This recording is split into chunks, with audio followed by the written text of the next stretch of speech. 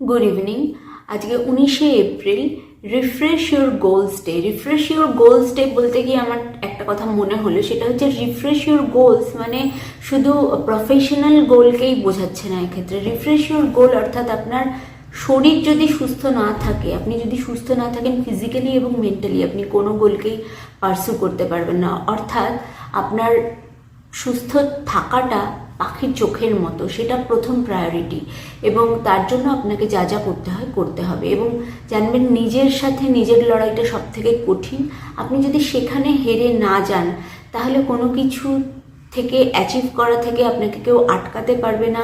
আপনি চেষ্টা করতে পারবেন, চেষ্টা করাটাই সব থেকে বড়। জানবেন, যুদ্ধে থাকাটাই সব থেকে বড়।